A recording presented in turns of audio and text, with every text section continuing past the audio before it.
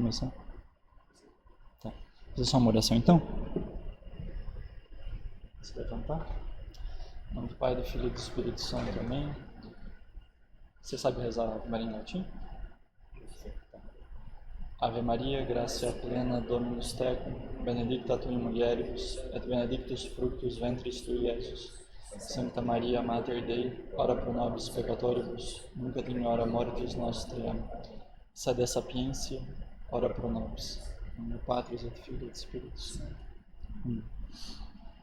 Sentai-vos. Beleza, então, senhores. Se estiver baixo também, vocês avisam que a minha tendência é falar um pouco baixo. Mas a aula de hoje, então, é uma introdução à beleza, né? E a gente começa pela contradição do próprio título, né? Porque parece uma coisa um pouco contraintuitiva você fazer uma introdução ao belo, né? Porque quando a gente pensa em algo belo, a gente pensa em uma coisa mais, sei lá, você olha e se encanta, né?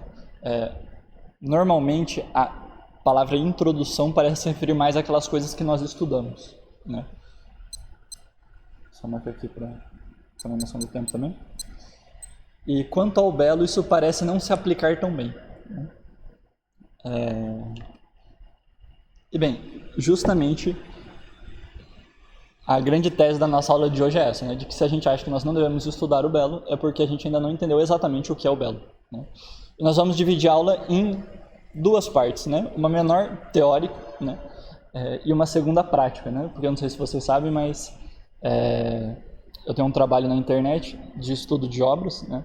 E o meu trabalho é muito mais de estudo de obras individuais do que provavelmente sobre uma teoria estética como um todo, né? Eu vou dar um tanto dessa ênfase aqui também, né? Então a gente vai começar com uma breve introdução de uns 20 minutinhos e depois a gente vai estudar uma pintura e um filme, né? A pintura sendo A Morte de Sócrates, né, do Jacques-Louis David, e o filme sendo A Paixão de Cristo, do Mel Gibson, né? Que é meio clichê, todo mundo aqui já assistiu, o negócio tá meio batido, mas que vai ter a vantagem justamente de mostrar como mesmo uma coisa conhecida possui camadas que às vezes a gente não conhece, né? Certo? Então, inicialmente, por que é necessária uma introdução à beleza, né? A gente começa com uma distinção que é entre as coisas bonitas e as coisas belas, né? A gente normalmente usa esses dois termos de um modo um pouco indistinto, né? Mas eles são extremamente... o que divide um do outro é algo extremamente dramático, né? E não é simplesmente uma questão de grau, tipo assim, uma coisa é bela quando ela é muito bonita, né? Não, é realmente uma diferença de grau e de gênero, né? O bonito ele se distingue do belo como a aparência se distingue do ser, né? Então, o Hildebrand, marido da Alice von Hildebrand, que escreveu aquele famoso livro sobre a mulher, ele, em um debate com o Maritain, ele utiliza uma distinção parecida a essa para explicar um erro do Maritain, né? Que é a distinção entre o belo estético e o belo transcendental, né? Sendo o belo estético essa realmente noção mais intuitiva que nós temos sobre a beleza, né? Então, sei lá, vocês olham para aqueles vitrais lá no fundo, né? E você bate o olho e a aparência da coisa causa impressão, né? O belo estético ele é principalmente relacionado à aparência, aos acidentes de uma coisa, né? Isso é, aquele limiar entre a essência da coisa e a essência das outras coisas, né? E o mundo exterior. Por isso que a gente capta ele primeiro, né? Porque ele é fronteiriço, ele está no limite.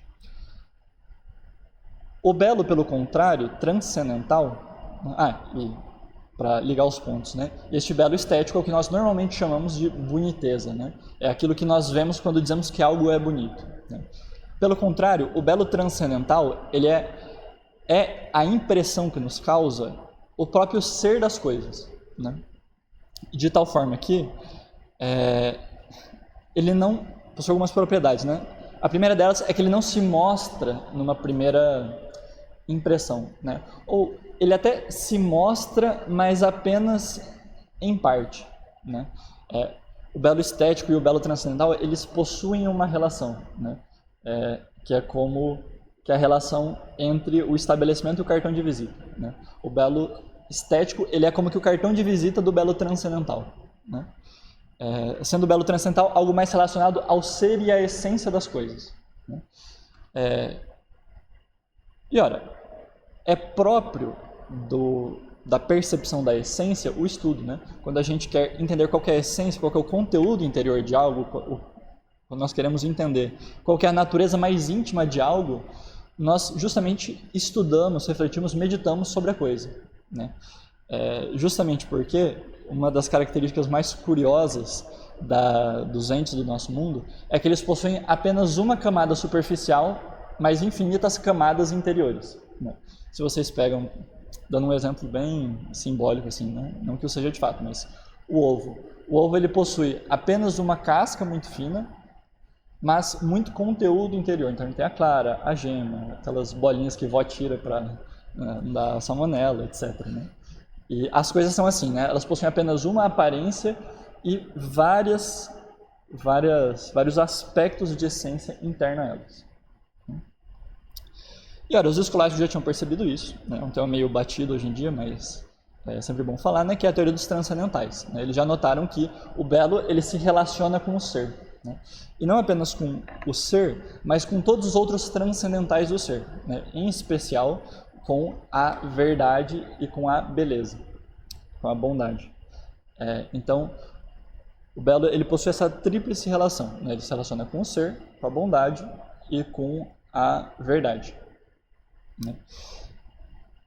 E é importantíssimo da gente saber disso, porque cada uma dessas relações vai estabelecer o modo como a gente se relaciona com o belo, né? Então, primeiramente, em relação ao ser, né? É isso que nós já tratamos, né?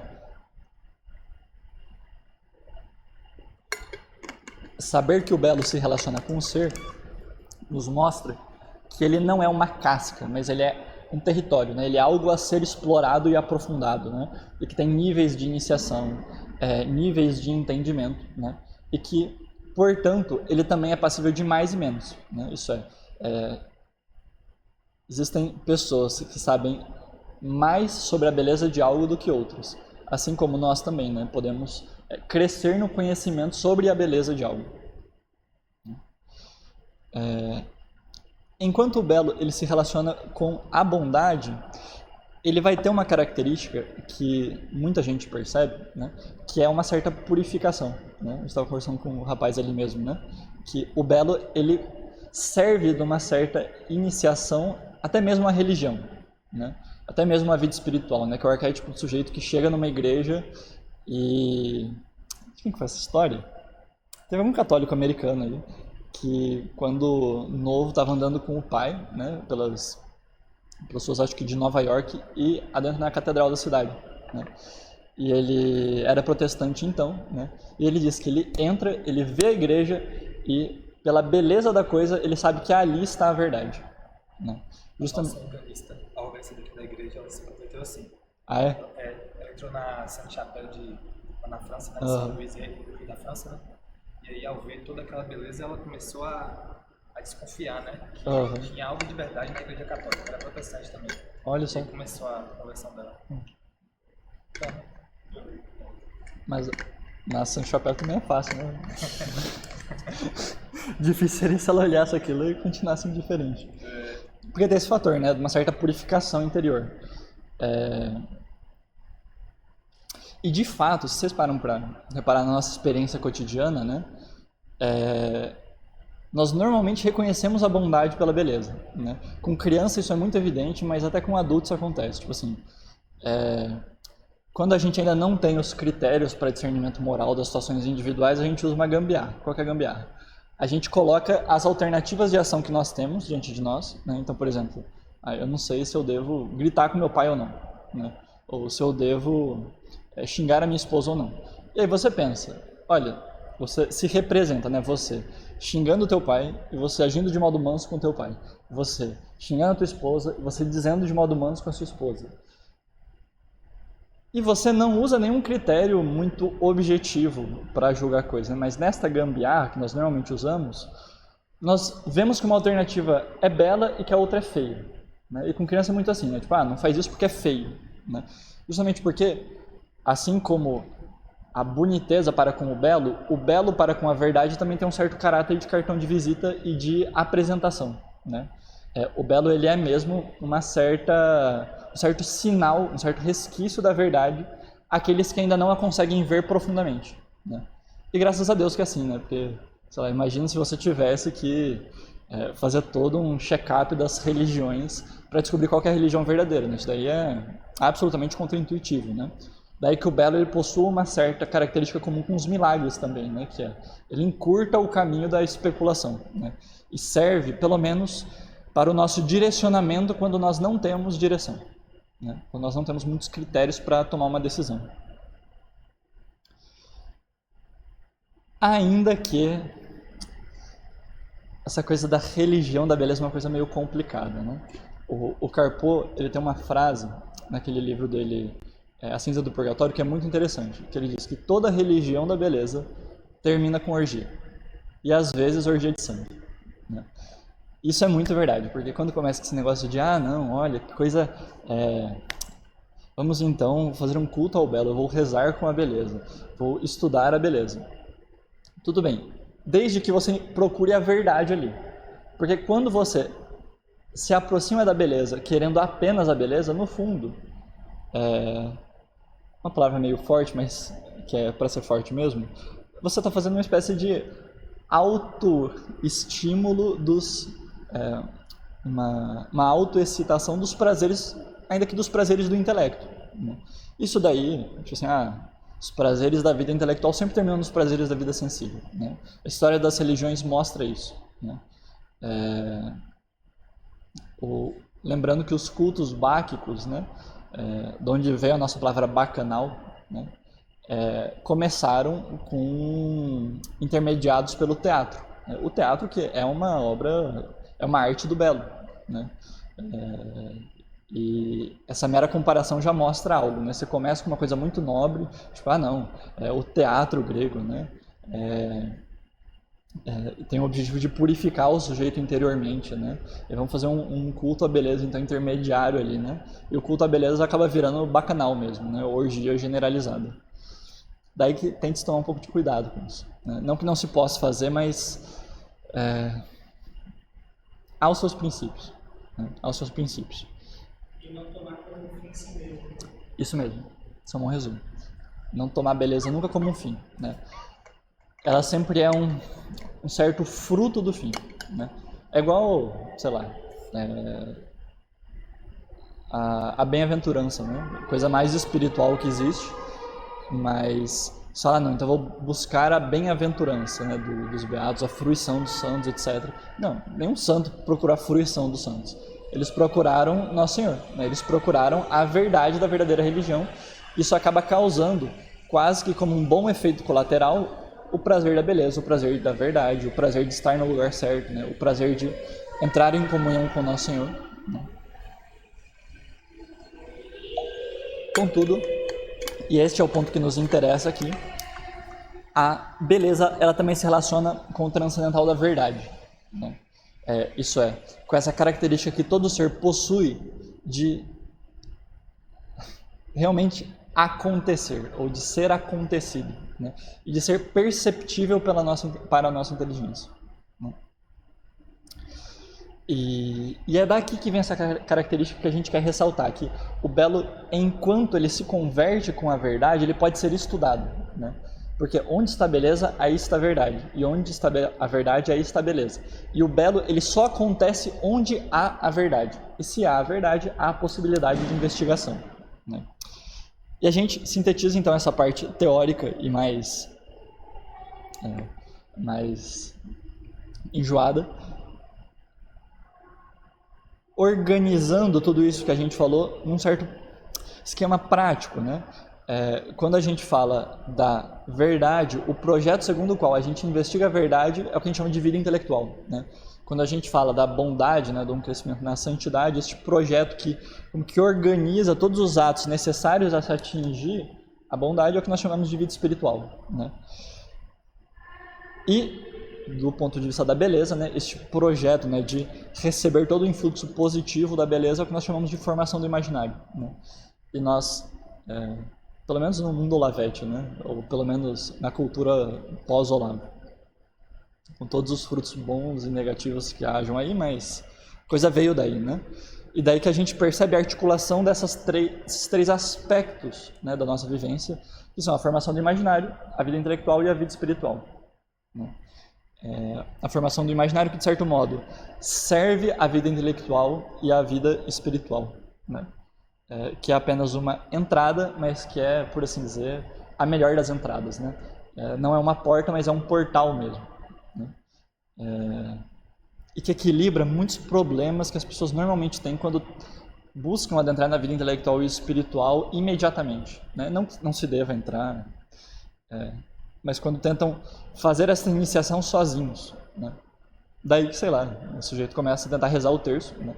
E que é uma coisa muito boa, né? Que não tem de se rezar o terço, mas com várias dificuldades, aí o sujeito pega uma imagem e a coisa parece que destrava, né?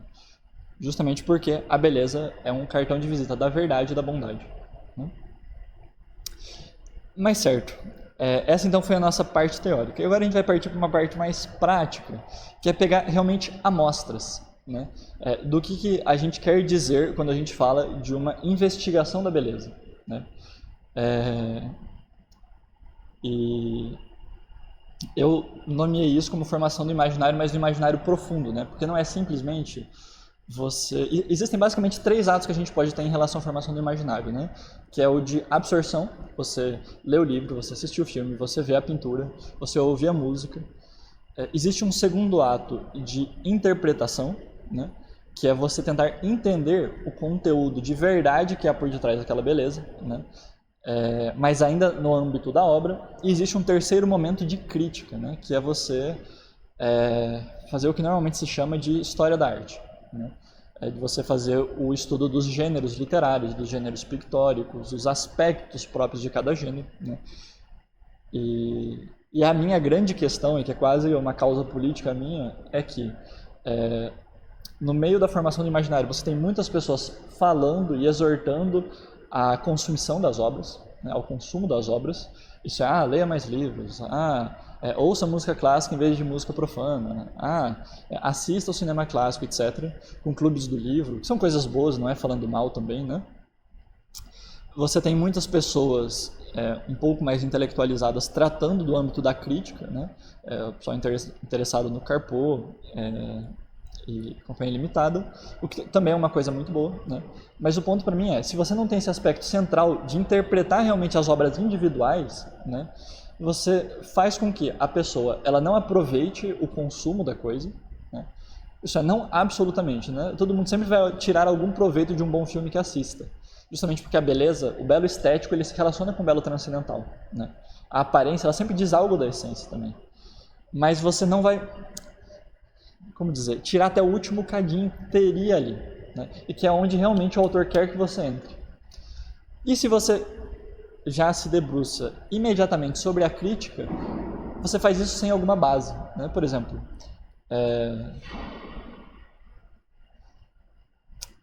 existem muitas pessoas que tratam sobre as características do barroco, vamos voltar ao barroco, etc. Aí quando você pergunta para o sujeito o que é o barroco, o sujeito fica, não, é esse jogo de luz e sombra, de movimento. Tipo, não, cara, não. Tipo assim, existem princípios muito mais profundos e que são princípios, até diria, mais teológicos e filosóficos propriamente do que meramente estéticos, né? Os cânones do barroco são muito mais filosóficos do que propriamente estéticos, né?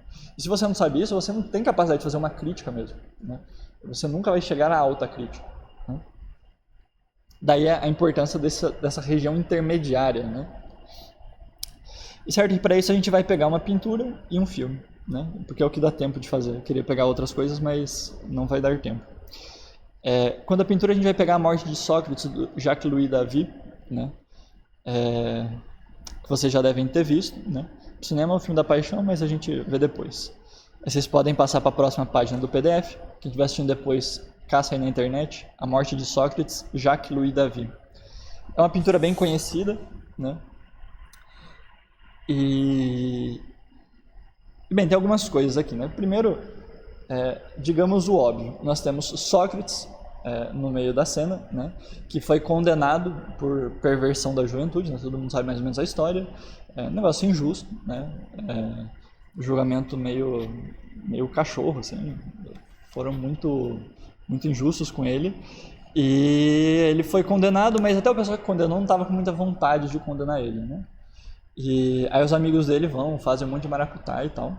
Na verdade, antes já, né, ele desperdiça uma oportunidade de defesa que ele teria e meio que avacalha, falando, vocês estão sendo injustos mesmo. Vocês são... até diz aquela famosa frase, né? Não sou eu que deveria pagar multa para vocês, é vocês que deveriam estar pagando multa para mim, né? Eu prestei um serviço para vocês. E não é à toa que ele foi condenado. E aí na prisão os amigos até fazem uns trâmites lá para ele escapar. Ele não aceita, né? Porque ele quer morrer até o fim pela lei da polis, né? Daí que haja uma semelhança assustadora entre a morte de Sócrates e a morte de Cristo, né? Evidente. Guardadas as devidas proporções, ou desproporções, né? Mas é muito parecido, né? Essa espécie de morte consciente mesmo, né? Sujeito que quer morrer, mas não quer se suicidar, né? E cuja morte é como uma espécie de semente a algum fruto que ele quer obter, né? Enfim, os amigos já tinham pensado em rotas de fuga, subornos, etc., mas ele não quer. Tanto é assim que se vocês olharem no pé desse sujeito que está... Ou melhor, olhem no dedão da perna esquerda de Sócrates e desçam. Vocês vão ver que tem um piso meio removido, né? Levemente levantado e com até mesmo um certo desgaste pelo qual se poderia puxá-lo, né? Infere-se que ali estaria uma espécie de rota de fuga, né? Pelo qual os amigos sugeririam a Sócrates que ele saísse, né? Mas ele diz não, né? E ele que estava deitado, quando chega a cicuta, né, o veneno que ele deveria beber, nós percebemos esse movimento no corpo dele, né? Ele rotaciona, né? E ele de deitado que estava, ele se coloca de pé, né? E a mão dele pega a taça como uma serpente dando bote, né? Há um movimento meio serpentino na mão dele do sujeito que domina a situação, né? A mão dele vai por cima da taça e quase que a abraça, né? A toma inteiramente, né? E é o único sujeito que consegue de fato encarar a morte, e mesmo que a própria morte, em pé, né? Em posição ereta. E bem, a gente sabe da morte de Sócrates por causa do diálogo Fédon, do Platão, né? E basicamente Sócrates, antes de morrer, ele quis disputar, né? Ele quis disputar sobre a imortalidade da alma, né? Sempre com aquela premissa de, vamos ver onde que a verdade vai nos levar, né? O que também é toda uma coragem, né? Porque se a verdade levasse o sujeito a pensar que não existe imortalidade da alma, não é a melhor das conclusões para você chegar 1 minuto antes de morrer, né? Mas, enfim, Sócrates é Sócrates. E a grande conclusão do diálogo é que a alma é imortal, né? Dá vários argumentos ali, mas a opinião de Sócrates é de que a alma é imortal, né? E de que tanto melhor será a outra vida, quanto melhor foi essa, né? Daí que já tem uma doutrina da recompensa em jogo aí, né? E por isso que nós vamos ver, né, vários símbolos que denotam uma ascensão, né? Primeiro, o mais óbvio, a mão de Sócrates, né, apontando para cima, o próprio corpo dele, né, que estava deitado e fica ereto, né, se levanta, mas coisas menos óbvias também. Se a gente olha lá atrás, nós temos uma espécie de apoio, né, com uma lanterna, né, lanterna luminária antiga, né, onde se queimava o óleo, e da qual sai fumaça, né, uma fumaça para cima, né. O apoio ele já é muito elevado, o que denota algo justamente elevado, né. A fumaça ela sobe para cima e se nós notarmos na sombra que esse suporte faz na parede lá atrás, nós vemos uma rachadura na parede que parece dividir a base do suporte da parte que o sustenta, né, da parte inferior que o sustenta. 3 aspectos do mesmo objeto que denotam uma certa ascensão, né. Alguns críticos comentam que essa rachadura atrás da mão, né, do dedo enriste do Sócrates lembra uma gaivota, né, mas eu acho que isso é um pouco brisado demais. E lá atrás, né, no canto superior direito, nós temos uma argola, mas uma argola que só sai por cima, né, que só pode ser retirada por cima. Esses 3 simbolismos, então, jogam com essa ideia da alma de Sócrates, né, que como que vai ascender aos céus, né? Ascender para um âmbito mais positivo, né? E que essa ideia de associar essa espécie de região da recompensa pós-morte como uma coisa acima, não é uma coisa muito grega, né? Que o Jacques-Louis David, ele é da época da Revolução, ele é meio revolucionário também, né? E ele então interpreta o Sócrates com uma ótica já meio cristã, né? Nós temos a lira na cama, porque Sócrates diz, né, que na noite anterior à sua morte, né, ele havia tido um sonho e que ele havia sido exortado a compor uma fábula, né, e a fábula naquela época era cantada, né, era metrificada e cantada. Nós temos também a ideia da libertação no fato da corrente que estava segurando o pé de Sócrates estar solta, caída no chão, né? Se vocês notarem, no tornozelo de Sócrates, né, que está na cama, dá até para ver uma certa vermelhidão, né? Isso é uma coisa que é dita no diálogo, né? Quando tiram a cadeira de Sócrates, Sócrates vira para os discípulos dele e fala: nossa, é uma coisa curiosa, né? Porque a dor e o prazer, elas parecem ser como aqueles gêmeos da mitologia que tinham as cabeças coladas pela nuca, porque você vê uma, e tão logo você deixa de ver uma, você vê a outra, né? Porque ele tinha notado que toda vez que você para de sentir uma dor, você automaticamente sente um prazer. Quando você sente um prazer, então logo você seja privado dele, você sente um incômodo por isso, né? E esse argumento depois ele vai usar para demonstrar que há recompensa depois, né? E que essa recompensa é positiva, porque ele diz: aqueles que nesta vida morrem com dor e sofrimento, na outra recebem a recompensa, né? Quando a face da moeda é virada, você vê a outra, né? E a contraface da dor é sempre o prazer para ele. Aí vocês vão dizer: nossa, que bonito, né? Não, isso não é bonito, isso é belo. E nós vamos mostrar isso agora. Primeiro, um último detalhe, né? Lá no fundo vocês podem ver uma figura feminina saindo, né? E dando meio tchau, assim. Essa daí é a Xantipa, né? Que é a mulher de Sócrates, que na obra ele pede para ela ser levada antes, porque, não sei se todo mundo aqui sabe, né, mas Xantipa, ela tem o honroso título de ser a mulher mais chata da antiguidade, né? Inclusive, existe uma teoria aí, vou falar de quem? De que todo homem bom tem uma mulher chata quando casado, né? Com Sócrates foi assim, com São Tomás More foi assim, não sei se todo mundo conhece a biografia de São Tomás More, né? Dizem que a primeira esposa dele era um amorzinho, assim, muito piedosa. Mas ela morreu, né? E a segunda, pelo amor de Deus, você vê...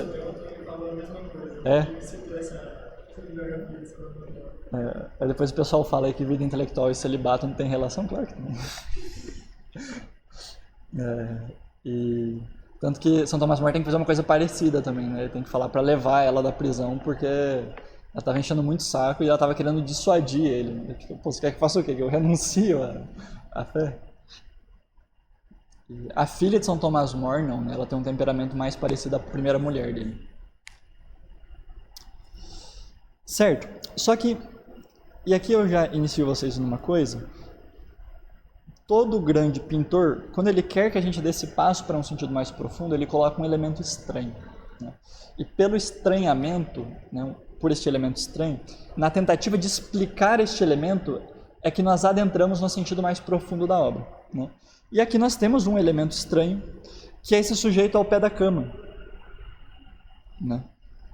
Com um pergaminho e um tinteiro ao lado dele, né? Você olha e fala, tipo, caramba, cara, que figura misteriosa, né? A aparência do cara já nos chama a atenção, né? Ele tem uma postura diferente, né? Diferente de todos os outros, exceto o sujeito que está ao lado de Sócrates. Ele é o único que está sereno, né? Dentre todos aí, ele é o único de um aspecto,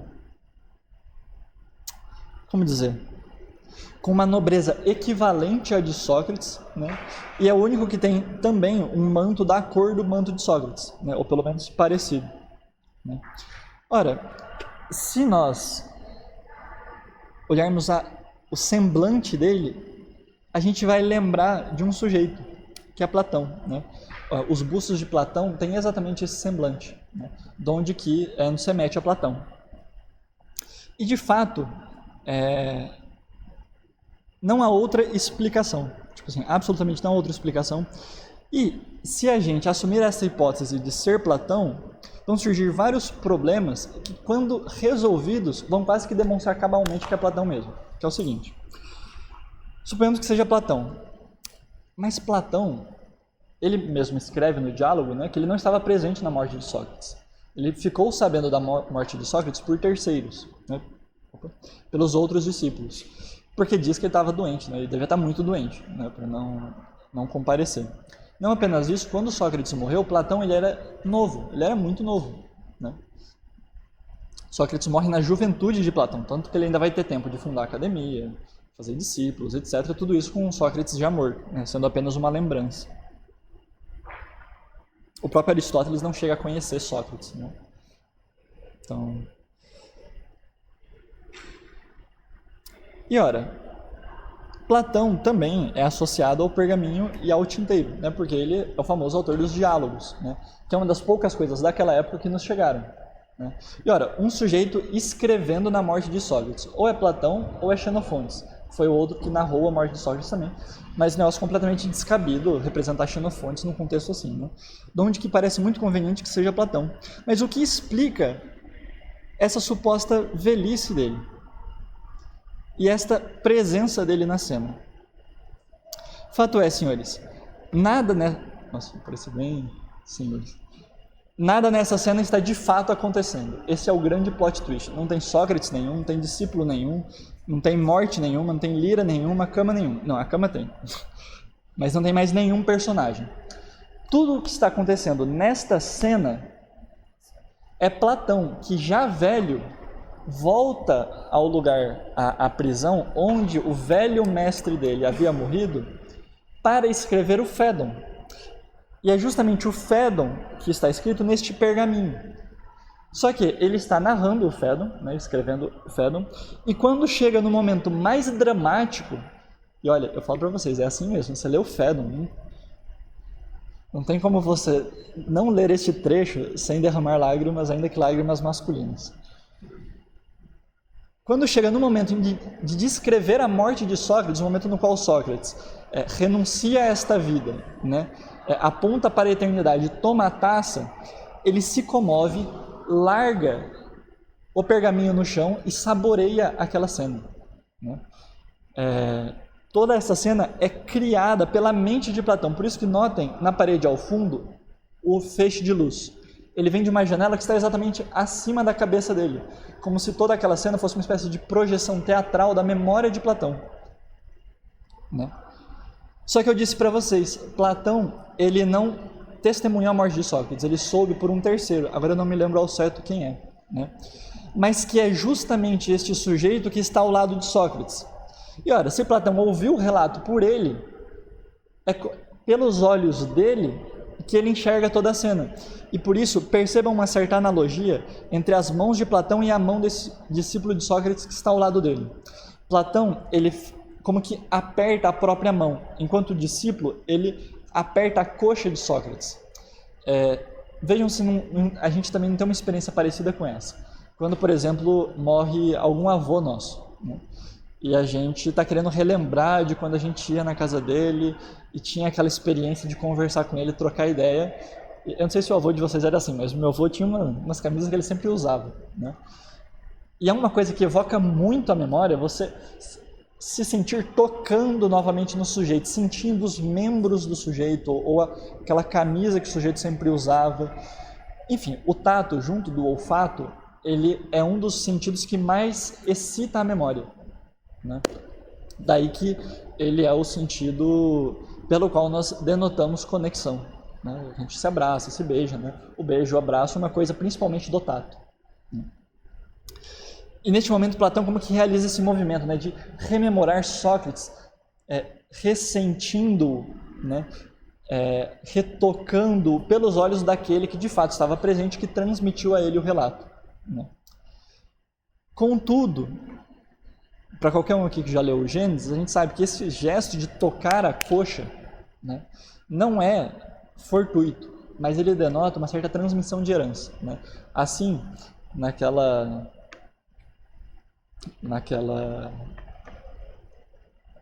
história de Esaú e Jacó, né, quando Jacó se veste de Esaú, né, e vai furtar a bênção, Então, um aspecto até meio... A história até meio engraçada, né? Ainda que triste também, né? Não tem... nos trechos mais angustiantes da escritura é Esaú percebendo que foi tapeado e mendigando uma segunda bênção, né? Uma bênção de sobra de Jacó, né? Ou melhor, de Isaac. Mas então quando Jacó vai tomar a bênção de Isaac, Isaac pede para ele colocar a mão debaixo da coxa, né?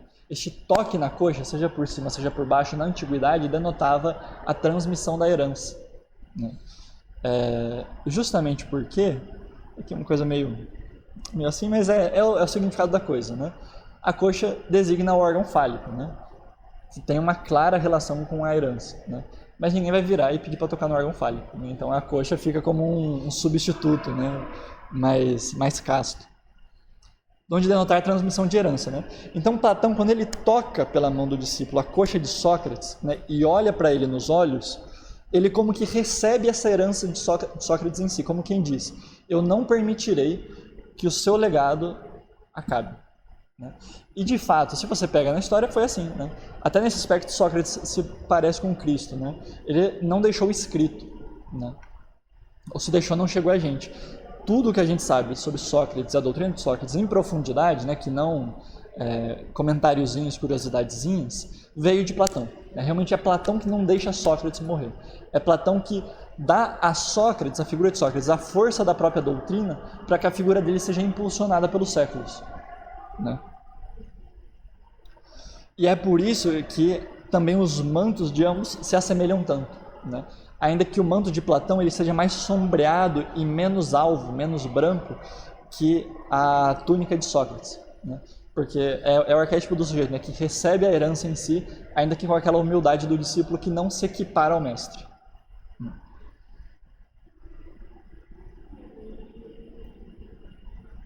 Enfim, eu gosto dessa pintura porque é uma pintura com plot twist, né? E que depois que você sabe desse detalhe, parece que a coisa se transforma, assim, né?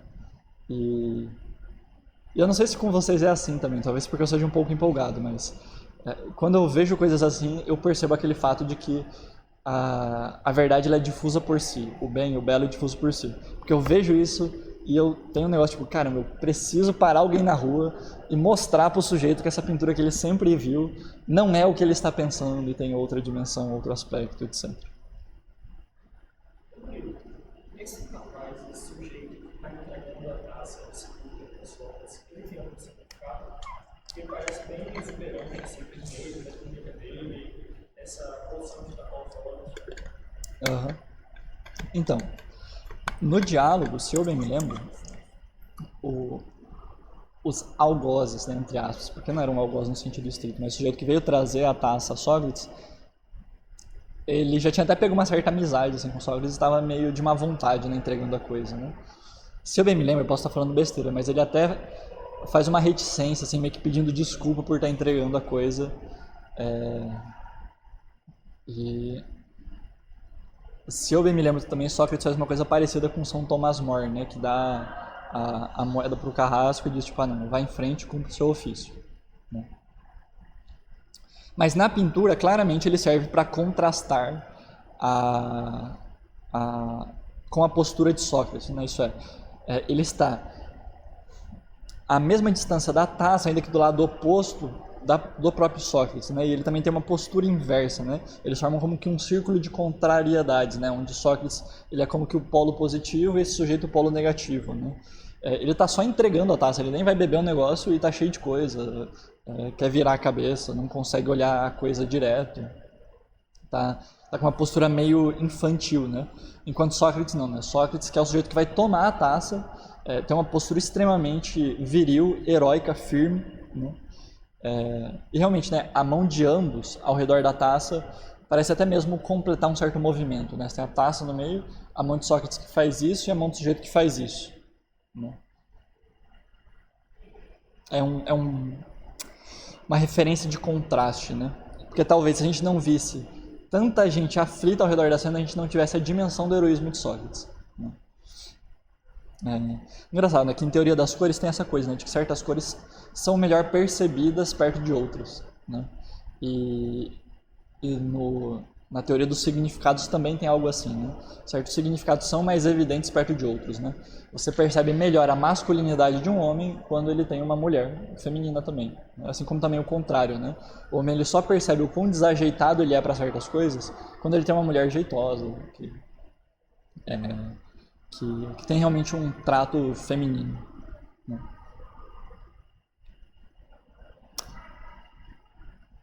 Eu acho que é isso. Alguém tem alguma dúvida antes da gente passar para o próximo ponto? Você que falou que não ia falar nada por causa da câmera. Eu tive uma curiosidade sobre a faixa na cabeça de Platão. De Platão? Se tem algum significado. Eu percebi ela, chamou a atenção só mais. Uhum.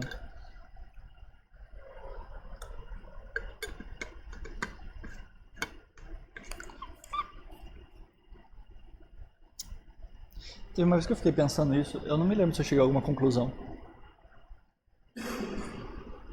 Bem, primeiro sentido mais óbvio, né, é que era um adereço comum.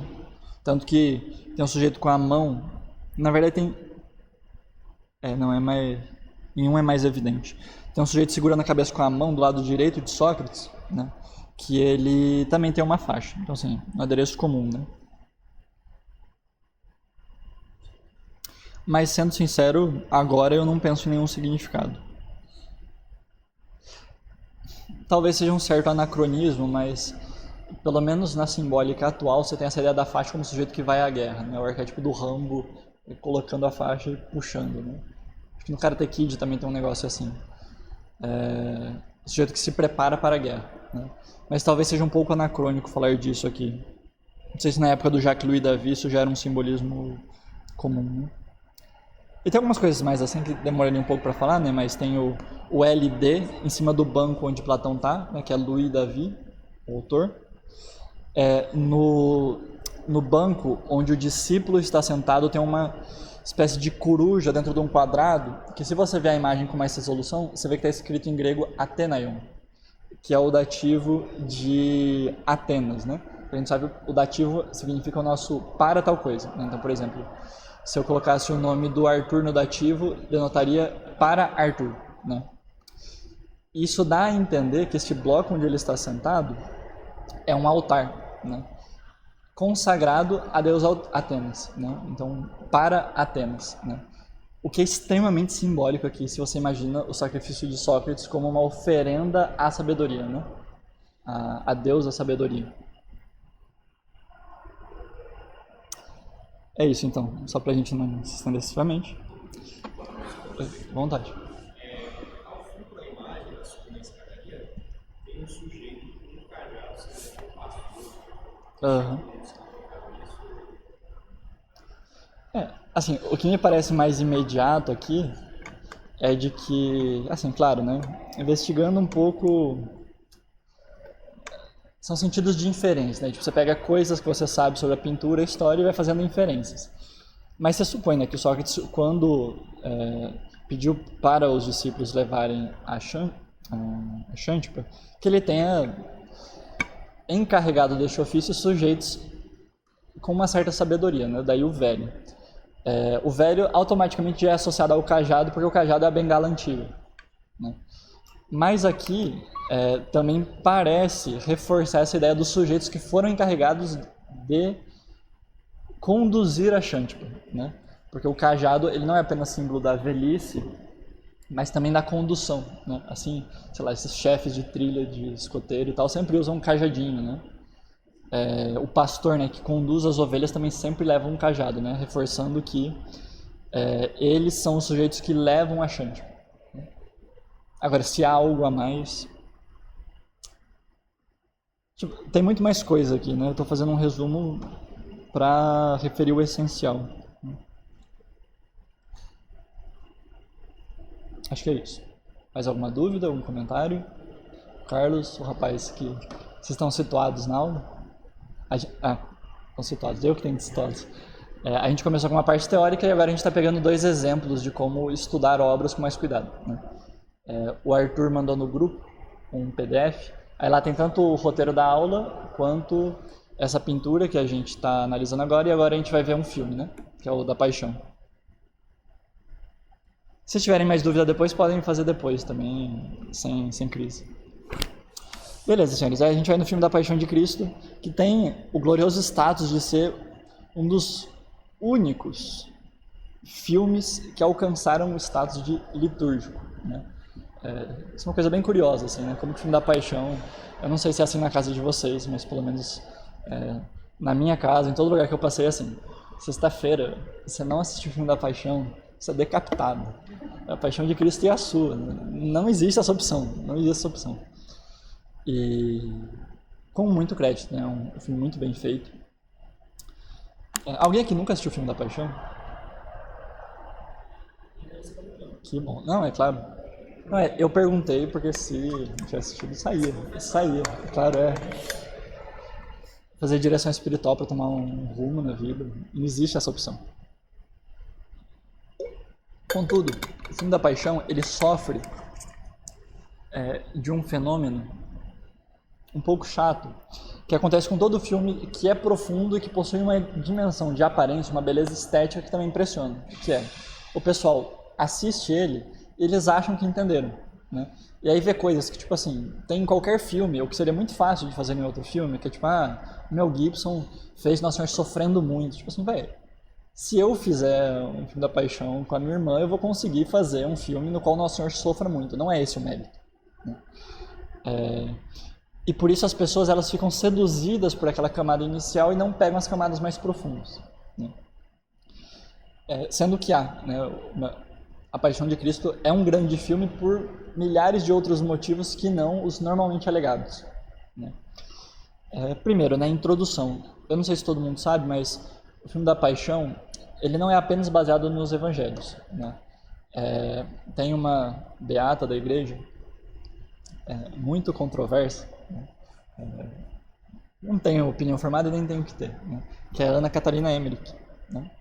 Que ela fez o que todo mundo queria que tivesse e não tem, né? Que é uma continuação dos evangelhos, né? Então, ela tem o Vida, Paixão e Morte do Cordeiro de Deus, que é um livro que, na verdade, ela ditou para um conhecido que, se eu bem me lembro, era padre, e de revelações que ela teria tido, né? E a primeira polêmica é essa, né? Ninguém sabe até que ponto esse sujeito não alterou o texto, até que ponto não colocou coisa, falando sobre vários easter eggs ali dos evangelhos que os próprios evangelhos não dizem, né? Então, tipo, ela fala que os noivos das bodas de Caná, depois que Nossa Senhora fez o milagre, fizeram um voto de celibato. Umas coisas assim, né? E assim, tem coisa ali que às vezes parece um pouco forçado, mas tem muita coisa ali que é coerente. Depois eu posso comentar um pouco mais sobre isso, porque estava comentando com os meninos antes sobre um trabalho que eu tenho da Suma Alegórica, né? E tem muita coisa da Suma Alegórica que coincide com algumas coisas da Ana Catarina Emmerich, mas isso a gente pode comentar depois. E o Mel Gibson usa ela de base para completar certas cenas da Paixão, né? Portanto, esse é um pressuposto importante para entender o filme. E eu vou passar quase que a modo de curiosidade, eu não vou fazer uma grande análise do filme, porque o filme é longo, né? Mas só para como que dar degustações para vocês, fios que depois vocês podem puxar depois, que vocês podem puxar posteriormente, para tentar entender o sentido mais profundo, né? Primeiro, uma das primeiras cenas, né, depois que o Nosso Senhor ele é capturado, tem aquela famosa cena, que é a primeira no qual aparece essa Nossa Senhora maravilhosa, que é a atriz, acho que Maya Morrison, né? Que é a melhor encenação que já existiu, assim, da Virgem Maria. Aquela mulher... É proibido outra mulher ser Nossa Senhora depois dela, né? E é tão forte que vocês podem ver, vocês vão meditar o terço. Para quem já assistiu o filme da Paixão, uma das primeiras inclinações é você conceber a Virgem como sendo a Maya Morrison. Porque foi perfeita a atuação dela, perfeita. Quem não sabe, ela fez um outro filme de Santa Edith Stein também, interpretando Santa Edith, né? Se chama A Sétima Morada. E ela tá na casinha dela ali com Maria Madalena, né? E ela desperta e ela fala: por que essa noite é tão diferente de todas as outras? Né? Ao que Maria Madalena responde, se eu me lembro porque éramos cativos e fomos libertos. E ato seguinte, São João tem esse frame que está depois aí, ele aparece falando que pegaram o Nosso Senhor, né? Essa frase, porque essa noite é tão diferente de todas as outras, ela foi sugerida pela própria atriz, que era judia, né? No ritual da Pessah judaica, havia uma liturgiazinha ali, né? No qual, que era estruturada pelos 4 cálices, né? Que marcava, era como se fosse uma espécie de compasso, né? Que ia marcando as partes do rito, né? E quando a ceia ia começar mesmo, antes dela começar do ponto de vista da nutrição da coisa, de começarem a comer mesmo, havia um ritozinho que era: o filho mais novo, ou algum filho eleito pelo pai, devia recitar, como se fosse uma espécie de roteiro que eles tinham, cuja primeira pergunta era: por que esta noite é tão diferente de todas as outras? Que é exatamente essa frase. E depois disso, e o pai ia respondendo, né? E depois disso, ele ia perguntando sobre cada um dos elementos. Por que em todas as noites nós comemos pão com fermento, mas nessa nós comemos apenas pão, né? Por que todas as noites nós comemos reclinados ou sentados, mas nessa necessariamente reclinados? Que foi uma ocasião que a ritualística judaica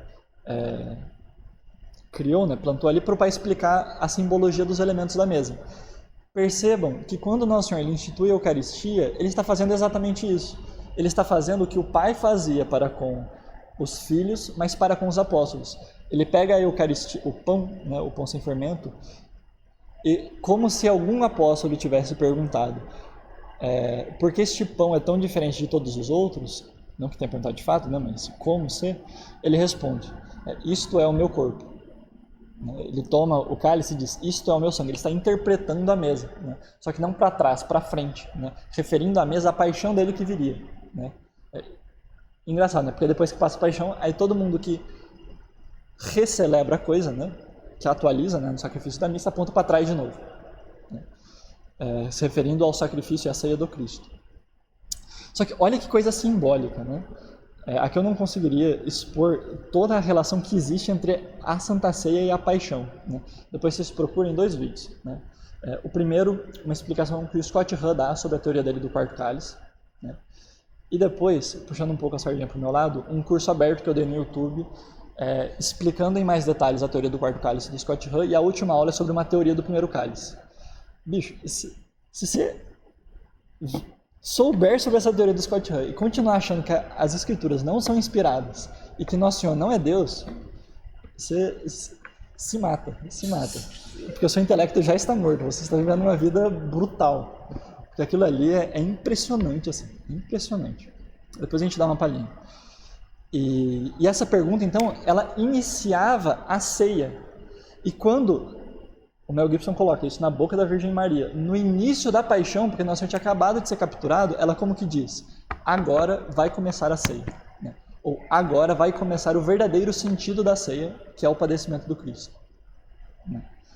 Perceba, não é só tipo, que bonitinho, ela fez uma alusão à Pessah judaica. Não, é um detalhe que está escondido, mas que tem uma significação, né? Vai começar a ceia, né? Vai começar o sofrimento. O pão e o vinho vão ser consumidos separadamente. O corpo e o sangue do Cristo vão ser separados, né? Porque a definição de sacrifício é essa, né? Você esvaziar o corpo de seu sangue, né? Depois, e não tanto numa ordem cronológica, mas de significado, o Mel Gibson ele fez uma coisa muito interessante, que é: no filme existem referências às principais ordens religiosas, né? A primeira delas, e mais evidente, é os dominicanos, né? Por quê? Porque um dos motes da Ana Catarina, no filme da Paixão, é que Nossa Senhora ela foi a fundadora da Via Sacra. Tipo, a Ana Catarina, ou o relato que atribuem a ela, né? A todo momento enfatiza isso, que a Virgem ia acompanhando a Paixão, meditando o que estava acontecendo com Cristo. E aí que tá, tipo, tem coisa que faz muito sentido, porque, de fato, esta Virgem que medita a Paixão parece aquela mesma Virgem que no presépio guardava tudo em seu coração, que como que ia interpretando e tirando frutos espirituais, mesmo no momento mais bizarro e cruento que existiu, que foi a Paixão de Nosso Senhor, né? E é por isso que a Virgem passa limpando o sangue de Nosso Senhor, né? Porque, se eu bem me lembro, isso tem no livro também, né? Esse era o modo como ela fazia a sua devoção, né? Não permitindo que o sangue do Cristo se derramasse em vão, né? Tem uma outra conotação que eu não sei até que ponto foi pensada, né? Que é uma certa rememoração do Natal, né? No qual a Virgem envolve o Cristo recém-nascido em seu manto, né? E ali, de novo, ela tira o seu manto para, se não pode envolvê-lo, ao menos envolver o seu sangue recolhido, né? E a vestimenta da Virgem de Maria Madalena é idêntica à dos dominicanos, cujo mérito é justamente ser a ordem que introduziu muitos exercícios de devoção e de meditação, né? Se não a via sacra, pelo menos o rosário, né? Ela se porta para com a paixão como um dominicano, né? Que tira frutos espirituais e como que mastiga interiormente aquilo que acontece exteriormente, né? O hábito das dominicanas hoje, ele puxa mais para o branco, né? Mas na tradição dominicana ele enfatiza muito mais o preto, né? E é interessante, né? Até o forro branco, o detalhe do forro branco, o Mel Gibson fez questão de colocar. Depois, no episódio de Simão Cirineu, né? Nosso Senhor está andando, né? E está na Via Sacra e chamam Simão Cirineu, que está vindo do campo, para ajudar Jesus a carregar a cruz, né? E tem um momento no qual a câmera pega de trás e, de um modo até um pouco contraintuitivo, você vê os braços de Jesus e de Simão Cirineu cruzados contra a cruz, né? Ora, eu não sei se todo mundo aqui sabe, mas esse é justamente o brasão dos franciscanos, né? Que você tem a mão de Jesus e de São Francisco cruzados em relação a uma cruz, né? E qual mote é mais próprio dos franciscanos que não o padecer com o Cristo, né? Carregar a cruz do Cristo com o Cristo, né? Ora, as próprias estigmas de São Francisco têm essa significação, né? O sujeito que não é simplesmente tipo, se fosse um mostruário da estigma de Cristo, né? Tipo, vamos ver a estigma de Cristo na mão de São Francisco, né? Mas quem quiser ser como Cristo, seja como Francisco, né? Quem quiser imitar a Cristo, imite a Francisco, tal é o grau de conformidade, né? E também uma espécie de extrapolação, né? De externalização da configuração, né? Da alma de São Francisco com o anticristo, né? Que é uma coisa própria da vida mística, né? Da vida unitiva, né? No qual a alma ela já se purificou muito, já foi iluminada pelos mistérios da fé e agora começa a realmente se unir quase que carnalmente a Nosso Senhor, né? Enfim, uma referência muito apropriada, né? Muito oportuna nesse contexto. E por fim nós temos uma referência aos carmelitas no Bom Ladrão, né? Era costume naquela época de você pendurar alguma insígnia que denotasse o porquê que o sujeito estava sendo condenado na cruz, né? Daí que, se eu bem me lembro, o mau ladrão, Gestas, ele tem um nome que a tradição dá a ele, não me lembro exatamente qual é agora, mas ele tem um cálice, talvez por, sei lá, ter furtado alguém nobre, etc. Mas o cálice está pendurado da haste horizontal, né? São Dimas não, né? Ele está com um saco ao redor do pescoço, né? O que já é uma coisa um pouco contraintuitiva, né? Porque você vira e fala, pô, mas por que então não penduraram do lado da cruz igual fizeram com o mau ladrão, né? E o formato do saco é muito curioso. O modo como ele foi posto lembra muito um escapulário, né? Não o escapulário no sentido estrito dos carmelitas, né? Porque não sei se todo mundo sabe, mas o escapulário ele é realmente um manto, né? Que vai até o pé, tanto na frente quanto por trás, né? O nosso é como se fosse um encurtamento, né? Porque leigo não pode usar, assim, até pode, né? Mas, sei lá, não é só muito bem se chegar no teu trabalho com um cobertorzão aqui, né? Em Campos de Goytacazes, a ordem terceira da administração, os irmãos e as irmãs não usam hábito no dia a dia, né? Mas eles usam o hábito completo, Carlos deve ter visto, né? Nas celebrações litúrgicas. É bem, bem bonito, assim. Ainda que um pouco curioso também, porque você vê, tipo, aquela mulher toda piedosa, carmelita, aí de repente é uma criança chamando ela de mãe, assim, você fala, tipo... A não ser que essa criança esteja falando de maternidade espiritual, tem alguma coisa aí, né? Mas é porque são leigos, né? Mas que são da ordem terceira. E então há essa referência ao escapulário em São Dimas e aos carmelitas, né? Aí vocês falam, tipo, pô, mas que referência aleatória, né? Tipo, escapulário, um bom ladrão. Mas o que é mais próprio do escapulário e pelo que nós mais nos lembramos dele, se não pela promessa de que quem o usasse, ainda que no último instante de vida, se salvaria? E é exatamente isso que acontece com São Dimas, quase que como se sob o efeito do escapulário, no último instante ali, né, como o pessoal diz, aos 45 do segundo tempo, ele arranca de Nossa Senhora a salvação, né? E uma das afirmações mais misteriosas do Cristo, que é o ainda hoje estarás comigo no paraíso, né? É a única vez no Evangelho no qual Nosso Senhor fala a palavra paraíso, né? E isso vai ter todo um peso, porque ali está acontecendo a restauração da nova árvore da vida, etc. Então não é simplesmente uma força retórica, né? Tem uma coisa a mais, mas que São Dimas fez esse favor para a gente, né? De arrancar essa frase do Cristo.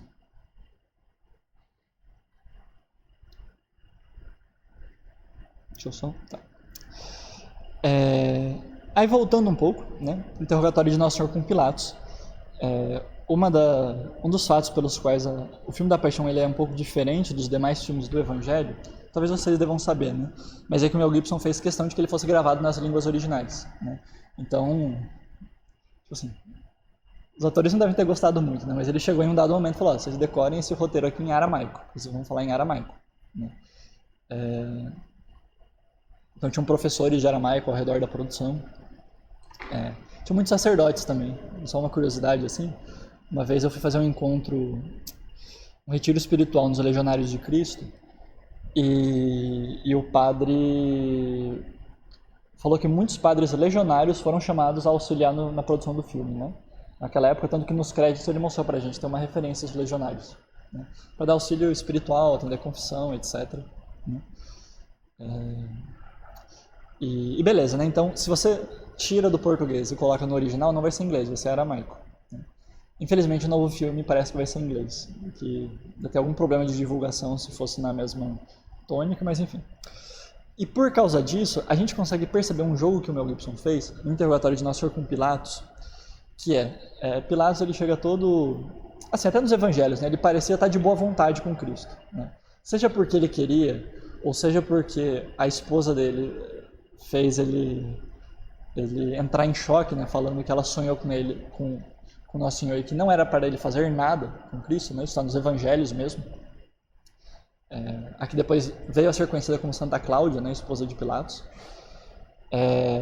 Pilatos estava de boa vontade com Cristo e ele estava caçando um motivo para libertar o Cristo, né? Percebam uma semelhança com Sócrates. Ele estava caçando um motivo para pelo menos não ser ele a condenar o Cristo, né? Tanto que ele manda para Herodes, e Herodes devolve, né? E tipo assim, não, meio batata quente, né? Toma que eu não quero. E aí tem essa famosa cena onde Pilatos vai interrogar o Cristo. E o próprio Pilatos diz, né, que ele tinha poder para libertar o Cristo, né? Como que dando a entender, né? Tipo, fala alguma coisa, sabe? Fala alguma coisa para eu te ajudar. E o Cristo nessa hora faz como Sócrates, né? Ele fala um negócio que piora a situação dele, né? Que é o meu reino não é deste mundo, né? Ou pensas que se eu quisesse eu não ordenaria e teria uma legião de anjos para me defender, né? E aí ele diz aquela belíssima frase, né? Todo aquele que é da verdade ouve a minha voz, né? Ao que Pilatos aproveita o gancho e pergunta o que é a verdade, né? Este trecho no filme, Pilatos, quando ele vai começar a cutucar Nosso Senhor para ele falar alguma coisa, ele está falando em aramaico com Cristo. Ora, evidente, não tem como você ser governador de uma região sem saber a língua local, né? E o Cristo, quando vai respondê-lo, responde em latim, né? Tanto que é muito impactante, assim. Porque o latim, o aramaico, ele é uma língua, até pela expressividade da coisa, né? Ele é uma língua meio de aldeão, assim, meio simples, né? Tanto que ele é um hebraico simplificado ou corrompido, né? É uma língua um certo caipirês, né? E os fonemas dentro dele também dão a entender um pouco isso, né? Um negócio meio arrastado e tal.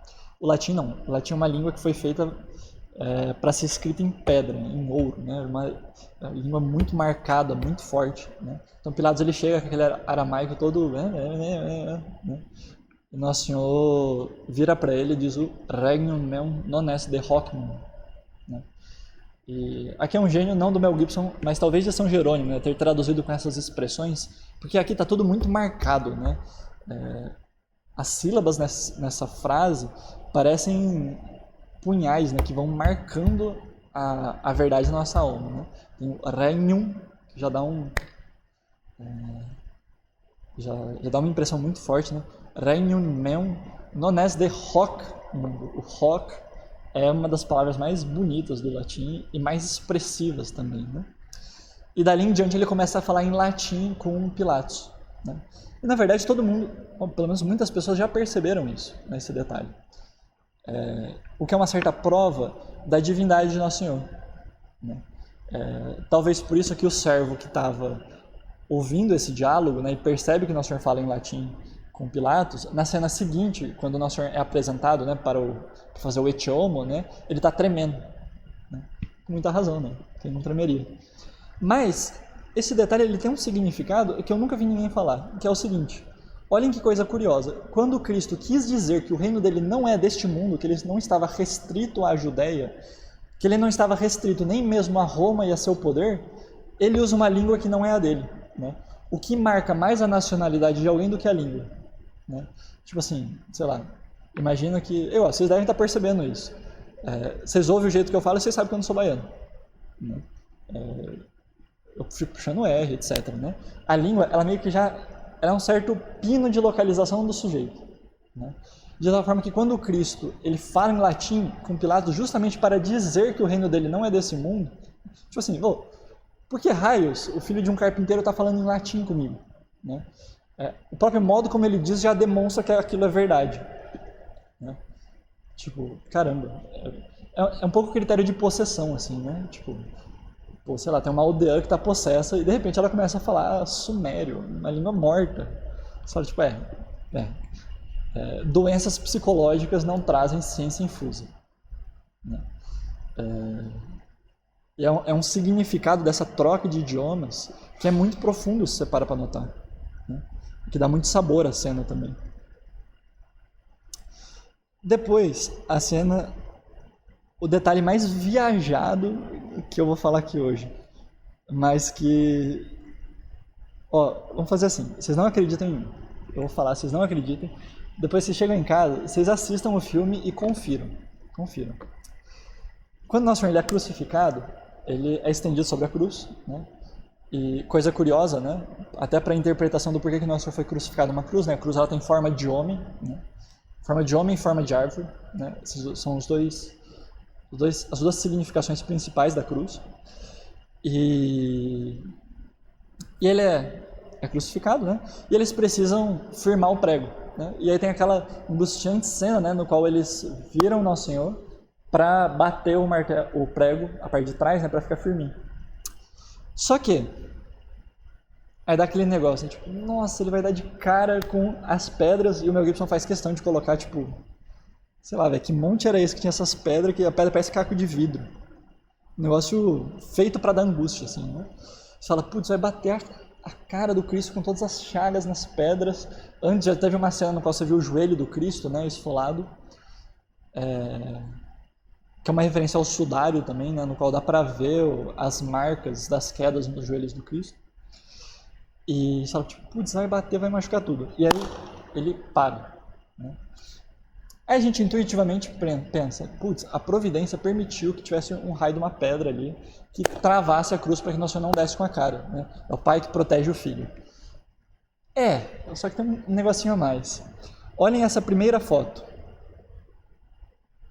Né? Vocês conseguem ver alguma pedra para parar a cruz ou algum apoio que segurasse a cruz do Cristo? Segunda coisa, que raio de pedra extremamente amortecedora é essa que a cruz cai e ela, tipo assim, deixa estática, né? Não, o negócio quica, né? Não é um negócio tão pesado como a cruz, ela pelo menos sai do prumo, né? Desapruma, né? Sai do eixo. De tal forma que, tipo assim, não tem pedra, movimento totalmente contranatural, né? Reação totalmente contranatural da cruz. Fato é, e aqui vem a brisa, a cruz levita. Aí vocês vão dizer, não é assim não, você está jogando coisa. Maria Madalena prova para vocês que é assim. Porque a mesma reação que a gente estava tendo, de, putz, vamos bater com a cara do Cristo no chão, Maria Madalena também tem. Né? E ela faz um gesto de angústia, e quando ela vê que a cruz travou, ela estranha. E ela estranha e olha para o lado. E quando ela olha para o lado, que é essa segunda foto dela, ela levanta com uma cara meio estática, assim, tipo... puxa vida. Tipo assim, ela é a única testemunha do fato sobrenatural. Ela levanta meio admirada, né? E tanto que, se eu bem me lembro, até tem uma cena qual o sujeito pisa na cruz e ela continua na mesma posição, né? E depois desvira, e quando desvira a gente vê de novo que não tinha nada, né? Ah, é só para mostrar que tem um milagre. Não, tudo isso tem um significado, né? E aqui, o peso dessa cena é que a providência estava fazendo quase que a fortiori, né? Forçando a barra, de modo milagroso, que as profecias se cumprissem, né? Isso é, porque se não precisa ser muito inteligente, né, para perceber que se a cruz batesse, nosso Senhor ia ser estraçalhado, né? Talvez ele não morresse, mas algum osso ia quebrar, né? Não existe a opção de não quebrar alguma coisa num negócio desse, né? Mas aí não ia se cumprir aquela profecia que diz que nenhum de seus ossos se quebrarão, né? Que o próprio evangelista refere quando o Cristo tem o seu lado perfurado, ao invés de ter as suas pernas quebradas, como seria o padrão.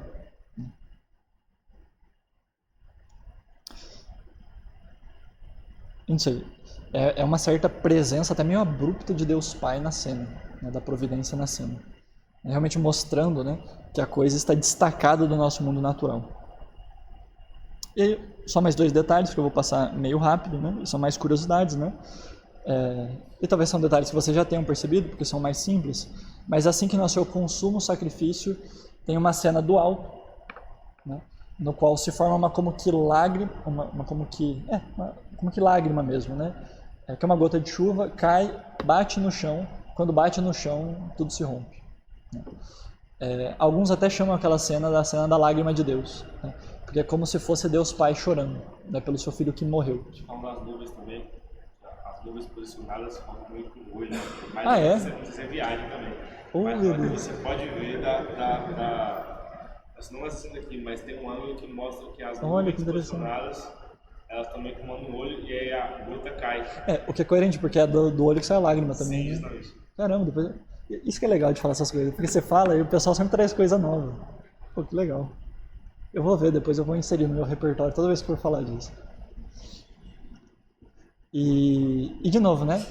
Todo mundo fala, tipo, é a lágrima de Deus porque Deus está triste. Só que o pessoal não percebe que é justamente essa gota que desencadeia o tremor, né? E o tremor que vai desencadear a abertura do véu do templo, né? A cisão do véu do templo. Por quê? Porque justamente é dessa espécie de tristeza de Deus que deriva a ira de Deus, né? Assim, é claro que guardado, mutatis mutandis, né? Guardadas as devidas proporções, quando um pai está acompanhando um filho, né, que está sofrendo, agonizando, quando o filho morre, é quando o pai despenca e chora, né? E quando o pai chora, ele sempre tem um impulso de ficar meio revoltado, né? Não que Deus tenha ficado revoltado, né? Mas é depois que se consuma o pecado dos judeus que Deus fala, não, é agora que acaba a antiga aliança, né? Que é o significado da cisão do véu do templo, né? E ali no filme não apenas do véu, né, mas o templo realmente racha, né? Com essa ideia da uma espécie de profanação, e é uma profanação porque aquele local não é mais sagrado, né?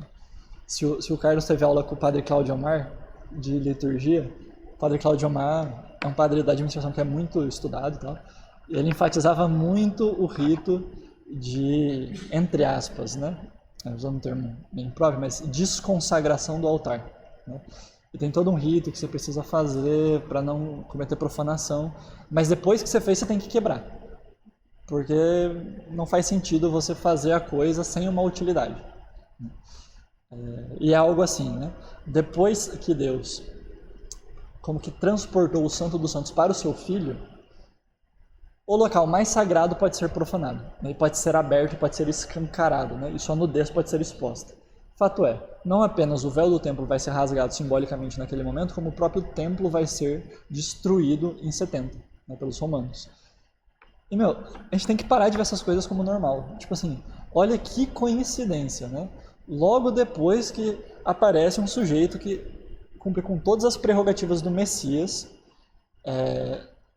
depois de, sei lá, põe aí, na mais modesta das hipóteses, 2, 3, 5 mil anos de judaísmo, o templo é destruído, né? Ainda que o templo não tivesse toda a cidade, né? Mas ainda assim. E até hoje não foi reconstruído, né? E não só isso, como na única época que nós teríamos a chance, que os judeus teriam a chance de reconstruir o templo, os muçulmanos nos fazem, ou entre aspas, favor de construir uma mesquita no lugar, né? Tipo assim, se isso não é a providência falando, não, esse negócio não vai voltar, eu não sei o que é, né? Porque o sacrifício se extinguiu, né? Aí vocês vão dizer, não, mas tem uma imprecisão aí, que é, por que 70 e não em 30? Ou 33, como que é? Ora, eu pergunto para vocês, os israelitas, quando foram libertos de Israel, adentraram automaticamente na Terra Prometida ou teve um interregnum aí, né? Um espaço? Teve o espaço. E esse espaço dos israelitas saírem do Egito até entrar na Terra Prometida foi de quanto tempo? 40 anos. Faz 70 menos 30. Então, assim, tem toda uma significação. É claro, se a gente vê só esses detalhes, pode parecer um pouco forçação de barra, mas quando você vai juntando tudo, você fala, você tem que ser maluco para não acreditar nisso. Tipo, é um sinal escancarado da providência, né? Inclusive, comentário sociopolítico, sem peso político. Eu não sei se vocês sabem, o Padre Mateus falou isso numa conferência lá no seminário, o termo Palestina, né, ele originalmente, ele deriva, né, quanto à sua raiz, do termo filisteu, né? Filisteu, filistim, palestino, né? Essa transição do PH para o F é muito comum, né, na evolução das línguas. E olha que coisa curiosa, faz 2000 anos, ou melhor, faz mais de 2000 anos, né? Isso, mas vamos jogar aí. Passados 2000 anos de quando a religião judaica foi extinta, né, pelo cristianismo, não, essa não é a referência certa. Passados 2.500, 3.000 anos de quando o povo judeu comprou a briga histórica contra os filisteus, que eram a grande nação inimiga, né? Eles estão até hoje brigando com o filisteu, de certo modo, né, simbolicamente, né? E, sei lá, pra mim é um certo milagre, assim, que, primeiro, que os judeus não tenham sido dissolvidos, e segundo, que, tipo assim, depois de tanto tempo eles tenham voltado pro centro do cenário mundial. Tipo assim, não é nem local, mundial, não é uma guerra local. Isso aqui sem fazer nenhum juízo de, quem está certo, quem não está. Eu só estou tentando ver a coisa do ponto de vista da providência. A existência daqueles fatos inegáveis, né, é muito surpreendente, assim, é muito surpreendente. E por fim, e aqui a gente fecha. Agora, só um comentário, né, que você falou da reconstrução do tempo. Tem a história do Juliano Apóstolo, né, que foi o imperador romano, acho que ele era neto de Constantino, assim. E ele retornou ao paganismo. Uhum. E ele se uniu com os judeus para poder tentar reconstruir o templo, né? E quando ele foi lá na Palestina e tal, e eles estavam fazendo a obra, aquela coisa toda, né? E realmente foi uma coisa impossível, né? Começou a ter terremoto, Caramba! Assim, eu não sei se tem alguns sinais sobrenaturais, eu não sei se chegou o fogo do céu, mas o fato é que o negócio não acontecia, né? Ele não conseguia. E ele, antes de morrer, ele fala alguma coisa nesse sentido, né? Que o Galileu, tu me venceste, né? Alguma coisa assim. Caramba! Nossa, muito forte. Sim, na batalha ele leva a lança e as últimas palavras registradas dele pelo escriba lá era Galileu. Caramba! É muito interessante. Nossa, isso é muito... Certamente isso daí foi escrito originalmente em latim, porque essas frases são muito latinas. Nossa, tá bonito assim. Tem um fato também que eu não tenho certeza, mas pesquisem depois. Se eu bem me lembro, depois que Roma tomou Jerusalém, o que também é muito curioso que Roma tenha tomado a cidade, né? Todo o simbolismo da passagem da Cátedra de Pedro para Roma, né, torna isso coerente. E parece que os judeus eles se dispersaram, né? Depois eles fizeram uma espécie de exército de resistência para tentar retomar. E teve uma espécie de segunda guerra. E, se eu bem me lembro, eles foram encurralados num monte. E os romanos queriam que eles morressem por inanição. Ou que pelo menos viessem a combate, né, já fracos. E para não morrer na mão dos romanos, eles cometeram um suicídio coletivo. Isso é muito simbólico, porque você pensa, tipo, para além da destruição do templo, mas é como se naquele momento, até mesmo a nação judaica dos judeus, tal como existia então, tivesse se suicidado. Né? Se eu lembro, tem um rei de Israel que morre assim também, não sei se é Saul, mas que pula na espada, né? Enfim. E por fim, né, uma referência mais iconográfica, nossa, quando ele está crucificado, ele faz aquele famoso símbolo, né, de bênção e trinitário, né, com as mãos, que é abaixar os 2 dedos e manter os 3 abertos. Né. Só que aqui, tão cru é o filme, que isso tem uma força a mais, porque é realmente como se, no pior momento do Cristo, tipo assim, quando ele estivesse no fundo do poço, todo desgraçado, chagado, etc., ele discretamente, como diz o pessoal de São Paulo, né, metesse um símbolo trinitário. Tipo assim, é um pouco a cena dele com Pilatos, tipo, pô, você tá todo lascado. E não, mesmo ali, ele continua afirmando a sua divindade e o evangelho. Né? Para quem não sabe, né, 3 dedos, Santíssima Trindade, e os 2, Jesus Cristo, homem e Deus. Né? Enfim, símbolo iconográfico. E também é símbolo de bênção, né? Principalmente nos sítios mais orientais, né? Aqui é assim, né? Mas lá tem a mão de bênção assim. Não apenas essa, mas essa é uma das mãos de bênção. Mão de arma com cano duplo.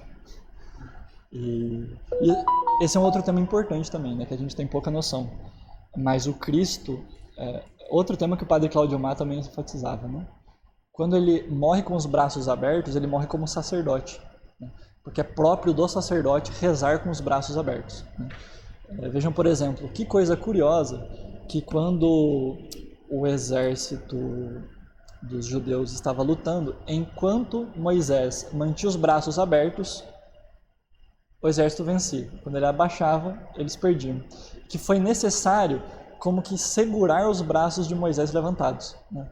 Ora, que coincidência que no ápice da batalha espiritual, que é a crucificação, você tem o novo Moisés tendo de ter os seus braços novamente levantados e perpetualmente levantados, né, mesmo depois de deposto, para que a igreja vença. Né? E para que, uma palavra meio conciliar, né, o povo de Deus vença. Né? Essa palavra tem uma carga legal. Hoje em dia, o pessoal usa no sentido um pouco xoxo, mas a palavra povo de Deus, você pega a referência veterotestamentária, ela é muito bonita, assim. Tem uma conotação muito profunda. E é isso. E, se vocês notarem, no madeiro da cruz está escrito o nome do Mel Gibson. Tô brincando. Não tem isso daí não. E é isso, senhores. Se vocês têm alguma dúvida, algum comentário, fiquem à vontade. Fico muito feliz quando fazem perguntas depois das aulas. É uma certa depressão pós-aula quando você dá aula e ninguém faz pergunta. Fiquem à vontade. Só dá um fio na espinha de ter tanta coincidência, né? Tanta coisa que um olhar mais comigo, sem tanta profundidade, não se enxerga todo esse tipo de detalhe, esse tipo de mudança, esse simbolismo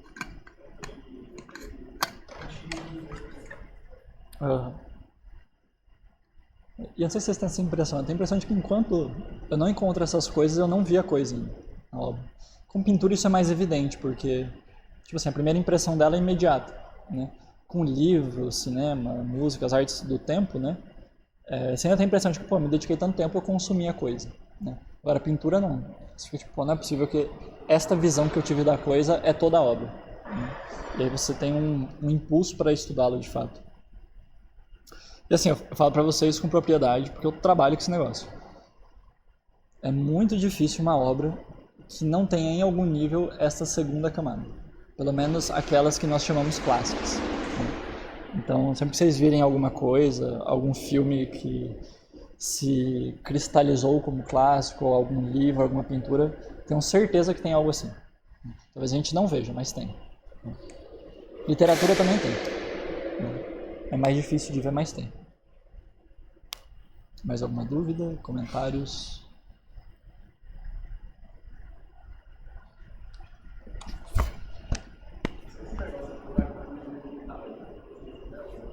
É maluco, né?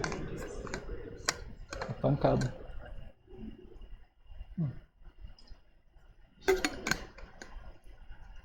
Eu não sei se tem algo assim no livro da Ana Catarina, mas na cultura sobrenatural, né, esse tema da cruz levitando é normal. Né? Oi? Na cultura sobrenatural, mais de fenômenos extraordinários, isso é um tema comum, né? Tipo, algumas estigmatizações acontecem quando o sujeito levita e assume formato de cruz, né? Talvez em exorcismo seja a referência mais próxima, né? Tipo, o crucifixo da casa que levita e normalmente inverte, né?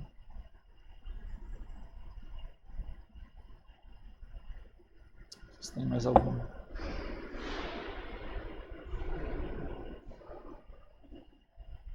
Falei de estigmatização, mas normalmente não é em estigmatização não. É em êxtases, né? Normalmente, seja na iconografia, seja no próprio relato, né? Você tem o santo que entra em êxtase e levita em forma de cruz. É a referência mais apropriada. A parte que você falou sobre o Cristo responder Pilatos em latim, isso vem de uma revelação feita ao santo ou foi apenas um detalhe artístico? Aí eu não me lembro se no livro da Ana Catarina tem isso. Seria desonesto se eu dissesse que com certeza está lá. Porque, talvez seja uma apropriação do Mel Gibson. Eu tenho uma situação com um familiar que ele duvida da divindade de Cristo. Uhum. E aí, volta e meia, quando eu vejo algum argumento, eu trago para ser aquela discussão que você reabre ao longo do tempo, se ficar oportuno. Mas ele acredita na escritura? Só quando é conveniente. E aí ele é protestante? É altamente contraditório. Ah, tá. Pois é. Aí, é isso. Aí... Cara, divindade de Cristo é um dos temas mais delicados, assim. Não, eu já perdi a paciência. Tipo assim, a referência mais escancarada é o Evangelho de São João. Né? Tipo assim, pô, Cristo se refere como eu sou. Tipo assim, que é a tese do Lewis, né, dos 3 L's. O Cristo, ele é, como que é? Lear, lunático ou Lorde. Né? Ou ele é mentiroso, ou ele é maluco, ou ele é Deus. Tipo assim, isso daí parece meio uma teoriazinha assim de divulgação, mas eu acho ela muito bem pensada. Ela cria uma disjunção que realmente está na cabeça de todo mundo que lê o Evangelho e acredita, evidente, né? Que ou o Cristo tem alguma doença mental, tipo o Henri Cristo, e é maluco ao ponto de levar a coisa a um tal extremo, né? E tem malucos que se deixam crucificar mesmo, né? Ou ele é um mentiroso, e tipo assim, estava querendo tirar alguma vantagem, mas aí você se pergunta qual que é a vantagem de você ser crucificado, né? Ou ele é Deus mesmo, né? Aí você vê os milagres, a própria ressurreição e tal, não tem como ter muita dúvida. Tipo assim, aquilo não é próprio de profeta, né? E eu estava falando essa coisa do contraste, né? De você perceber certas coisas pelo contraste. Este contraste de significado acontece entre as duas economias, né? Do Antigo e do Novo Testamento. Esse negócio de imagem mesmo, né? Baboseiro do caramba. Tipo, não, mas Deus proíbe imagem. Não, ele proibiu imagem no Antigo Testamento. Justamente para que quando ele assumisse uma imagem, a gente tivesse a referência certa. Mas é que o catecismo fala, depois que você tem a referência da imagem do Cristo, filho, não tem muito papo, sabe? O Deus invisível, ele se torna visível, né? Uhum. E a partir desse momento você pode fazer imagens, que é o Deus visível. E que realmente, tipo assim, imagina que Deus se encarna na Grécia, que tipo assim, já tinha uma cultura iconográfica muito grande, né? Que era associada também à idolatria, etc. Provavelmente o pessoal ia olhar para o Cristo e falar, tipo, tá bom. não é muita novidade, mesmo que acreditassem, né? Não é muita novidade assim Deus assumir uma imagem, né? Agora, um aspecto que a gente perde do texto, por conhecer pouco o Antigo Testamento, é que Deus ele fez o Novo Testamento para ser um escândalo. Mas para ser um escândalo dele, né? A gente não tem direito de fazer escândalos, Deus tem. É o escândalo da cruz, é o escândalo da imagem, é o escândalo da palavra do Cristo que vira para o povo eleito e chama eles, em sua alta hierarquia de raça de víboras, né? Justamente porque é uma certa pancada retórica, né? Tipo, é para assustar mesmo, né? O Evangelho ele tem mais de um filme de terror do que de um filme de romance, vocês param para pensar. No bom sentido, né? Os bons filmes de terror. Pois é, velho. Por isso que é a minha tese. O estilo próprio da igreja é o gótico, porque é um estilo dark. A igreja ela é essencialmente dark. Pelo menos em sua parte masculina, né? Meio estranho aplicar isso à mulher, mas até essas místicas aí, tipo a Santa Catarina de Sena, Santa Teresa. Parece que quanto mais mística a mulher mais dessa cultura dark, densa, ela assume, assim. Tipo, a Santa Catarina dando pito no Papa, recebendo as estigmas, Santa Teresa também dando alguns pitos no Papa, mas principalmente ao ramo masculino da ordem aos inquisidores. Tipo assim, é que é aquela coisa, a religião da cruz mesmo, né? A cruz é essencialmente um negócio pesado e feito para assustar. Acho que é isso. Passei um tantinho do tempo. Mas é isso, eu agradeço a oportunidade. Oi? Ah, tá. Para quem não sabe, eu trabalho com formação do imaginário profundo, né? Na verdade, eu estudo isso e eu tenho que trabalhar com isso, porque senão eu não tenho tempo de estudar, né? A melhor tática para você arrumar tempo para fazer uma coisa é você trabalhar com o seu estudo, né? A gente tem um curso que se chama Imaginário, que é uma formação do imaginário profundo por todas as artes do belo, né? A gente está em pintura agora, porque está no início, né? Mas a gente vai passar por todas ao longo de 4 anos. Se alguém tiver interesse, entre em contato. Tem o Instagram, que é @MuriloHernandes07.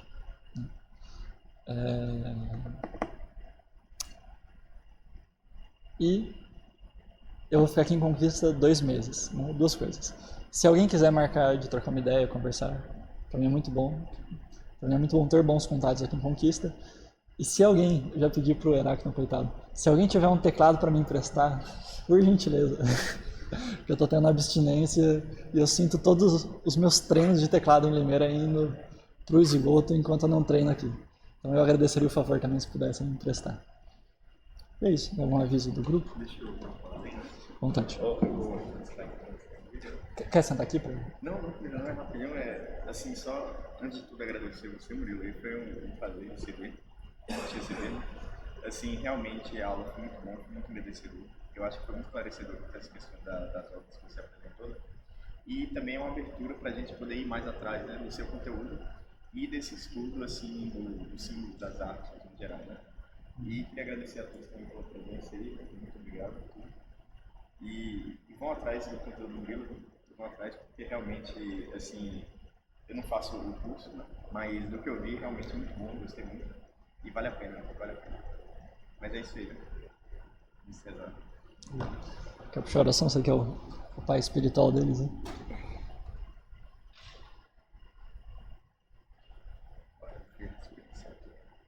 Deixa eu ver Martim, Reza Martim.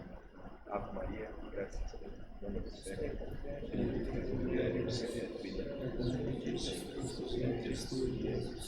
Santa Maria, ora por nós, pecadores, agora e na hora de morte de nosso Deus.